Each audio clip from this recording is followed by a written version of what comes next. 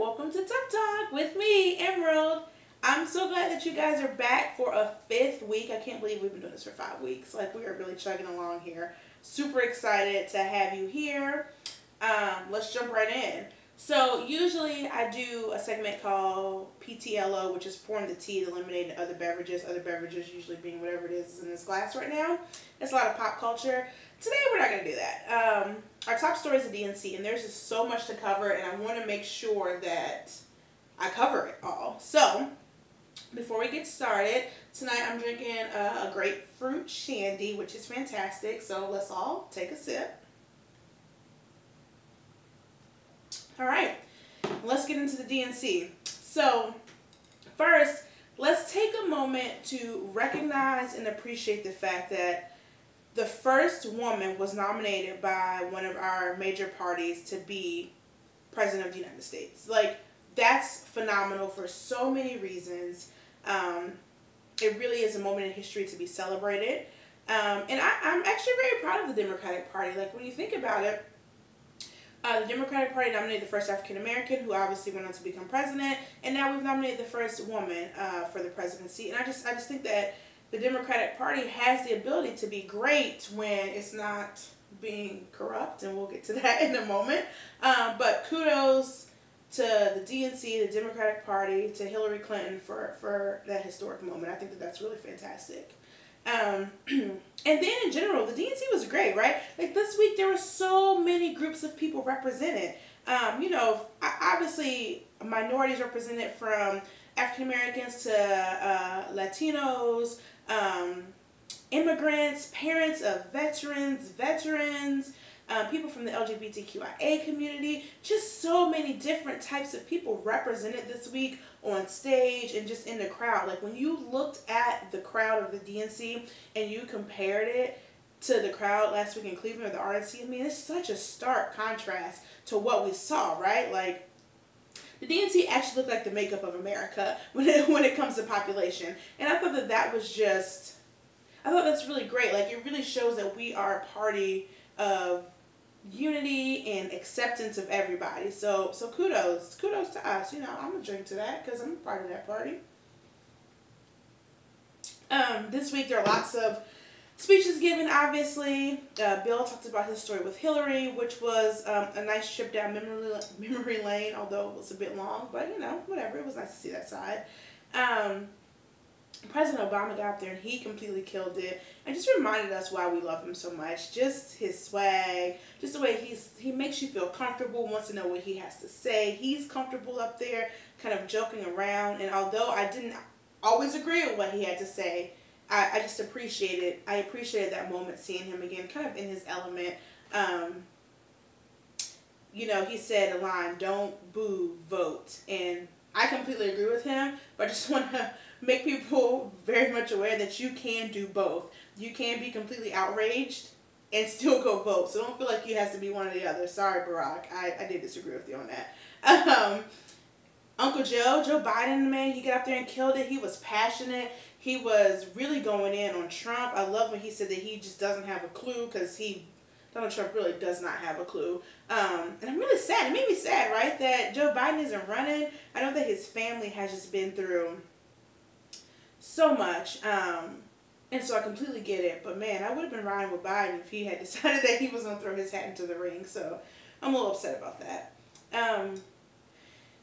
The week started off kind of rough though, right? Like, this whole email scandal was not good for the DNC. And while we stopped talking about it by the end of the week, which I think is great, I mean, it started off rough. So, first of all, let me say this.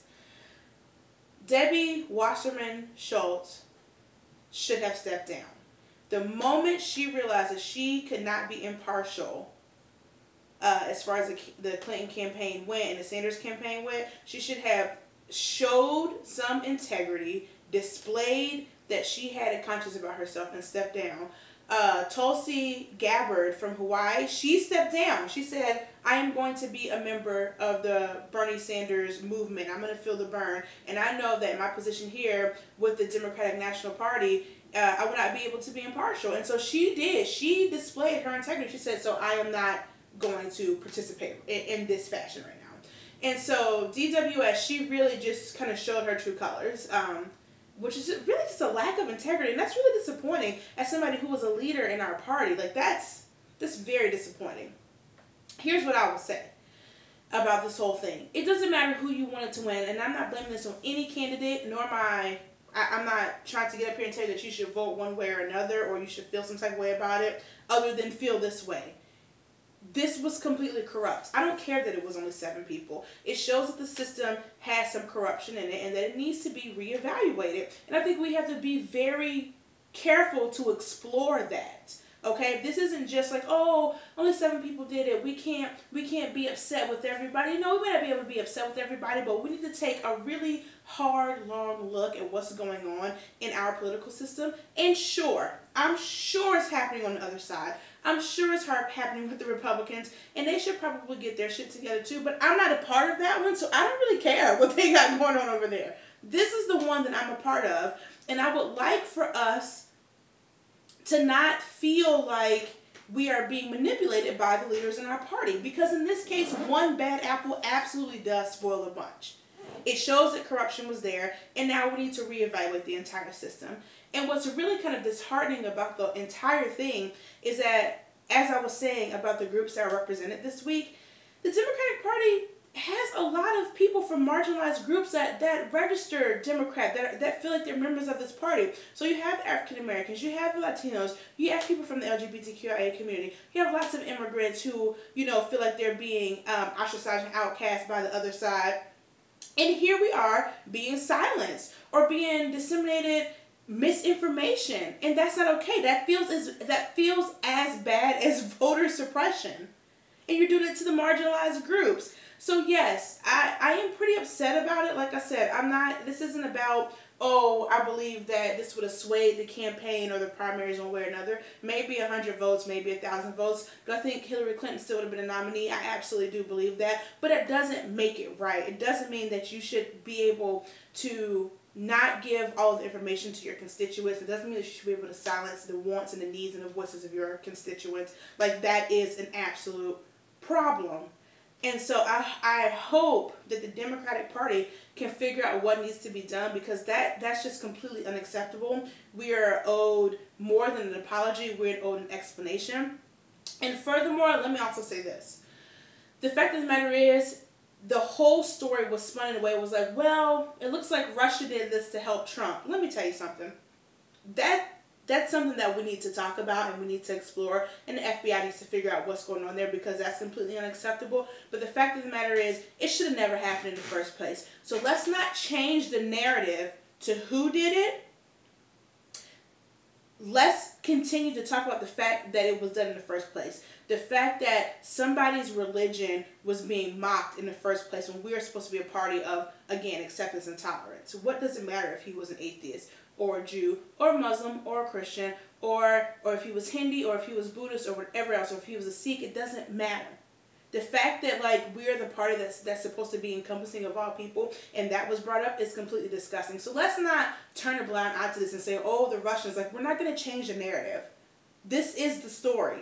The fact that it's happened, the fact that this came out of our party, and this election is going to happen and we all have to make tough decisions. But, come November 10th, after we vote, come January 21st, after the president is sworn in, we need to really take a cold, hard look at who we are as a party and who we want to be and how we want to continue to move forward while we are inclusive of everybody, everybody's voices, and ensuring that all of the constituents are informed to the best of everybody's ability.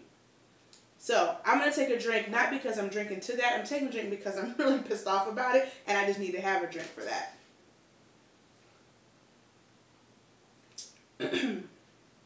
So, also at the DNC, y'all thought I was going to skip it, right? No. Michelle Obama killed it, okay? First of all, Michelle Obama is... Like, I'm pretty sure Michelle Obama is Beyonce's Beyonce. Like, Beyonce be looking at Michelle Obama like, yes, queen. Like, Beyonce be living for Michelle Obama the way y'all be living for Beyonce. I said y'all, I'll be living for Beyonce too. But, like, she is one of the most underrated orators in the world. The way that she can move you to tears, to laughter, her poignancy, she's graceful. I mean, I cannot say anything bad about her. I can't. Did I disagree with some of the things that she said? Sure I did, but that happens. I disagree with my husband every day, multiple times a day. Doesn't mean I love him any less, but man, did she kill it. And I left her for last to talk about DNC because actually something she said is going to go into our social justice or bust segment, excuse me. So she talked about being an African-American woman, raising African-American children, and then waking up every day in a house built by slaves. Which, I mean, that shit is real, right? Like, Abigail Adams was in the White House as it was being built, and it was absolutely built by slaves, and she mentioned it in some of the documentation that's been found that she wrote. I think what I really want to talk about here, though, is the fact that some people were upset and offended that she said that, and even some people who shall remain nameless went as far as to say that, basically the slaves were well taken care of, they were well fed, they were well clothed, they were well housed, whatever like that. And it gives into this myth of the happy slave. So this is the social justice piece of the episode tonight. Let me be very clear about this. There is no such thing as a happy slave, okay? Just gonna put that out there. Were there times of happiness? Sure. Absolutely. But there was also 24 hours of terror in a slave's life. You had no idea when you looked at somebody wrong if you were going to be stripped away from your family, if you were going to be beaten to death, or if you were going to be hanging from a tree. It was 24 hours of terror. So let's get the notion out of our heads of this happy slave, okay? There's also this lack of autonomy. I don't care who you are. I don't care who you are. I don't care where you came from. When you have zero control over your life, the idea of happiness slips away pretty significantly. When you can't go to the bathroom when you'd like to go to the bathroom because you're out in the field picking cotton. When you can't, have children with who you want to have children with because you have to breed with people. Like, that, it baffles me that there is still this idea that slaves were happy. No, that's just not the case, okay? And then I think about it. So here's the social justice part of it. Because this narrative keeps getting pushed along and keeps getting perpetuated, what it's doing is it's stripping us of our history, okay? Acknowledge the pain.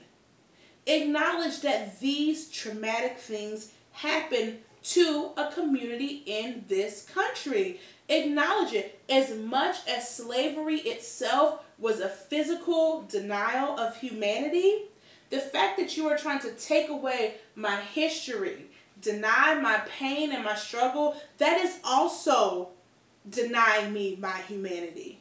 That's pretty bad. I won't say it's just as bad, but you're still denying me my humanity by trying to suppress my history, okay? And the thing is, there are still residuals that we see in our communities today because of the awfulness of slavery, okay? I was talking with my husband, and I kind of gave him this timeline, and I'm going to try to go through it pretty quickly.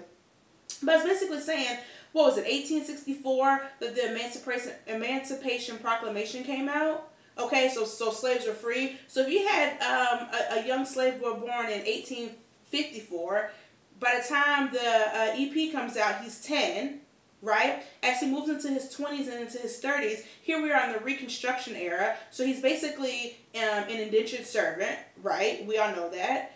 We all know what it looked like in the South at that time. So let's say he's in deep South Mississippi. So here he is, indentured servant. He marries. He has his own children. His children then grow up, and here they are now growing up, and they're like 30 years old, let's say in the 1920s. So now they're about to be smack dab in the middle of Jim Crow. So again, they're not getting ahead. Their education is not as good as education of their white counterparts. Again, they're in the Deep South. They have lack of access to a lot of different things, right? So they're still out here picking fruit, doing whatever they can do, being sharecroppers to take care of their families. Now they have kids. So here we are now in my mom's generation, right? Talking about 1940s, 1950s, right?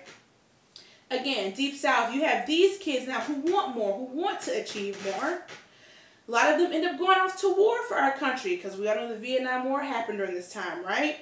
Come back, and a lot of our black men are either infected with some type of diseases, or they are actually addicted to drugs due to experiments for our government. So they come back again to the Deep South, lack of an education. Now there's a lack of treatment, lack of hospitals, lack of all these things, resources for them to not be addicted to drugs anymore.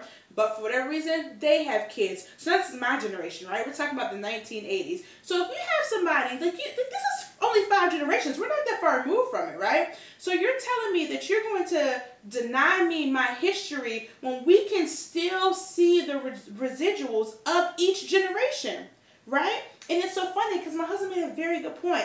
He said, a lot of white people get the opportunity to say, well, my ancestors came here in the 1920s and they were immigrants from whatever place, and they got to work to where they are today, right? First of all, your ancestors were immigrants. Ours were migrants. This was not our choice to be here. Second of all, we have been here longer and have had to work twice as hard just to get where your ancestors damn near started when they got here in the 20s. Again, do not deny us our history. Okay, this idea of the happy slave is non-existent. It's not a real thing that happened.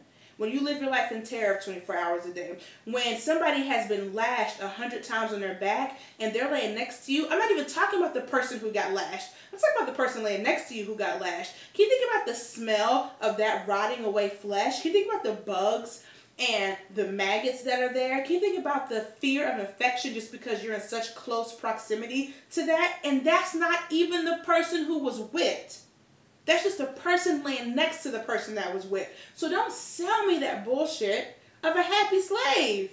Nobody was happy during that time. Were there moments of relief? Maybe. Were there moments of happiness? Sure. Was there laughter and singing? Absolutely. But nobody was happy being enslaved. I can guarantee you that. So do not, absolutely do not deny our community, our humanity. Do not deny us our history. Do not deny us our pain. And just the fact of the matter is, when you're living in terror 24 hours a day because you don't know what could happen to you, your children, your family, that is called terrorism. Period. That's terrorism. So yes, white America, your ancestors were terrorists. You migrated us over here and then you terrorized us for hundreds of years, and you can't deny it. And it doesn't feel good, but once you acknowledge it, maybe we can start to heal from it. Let's take a drink.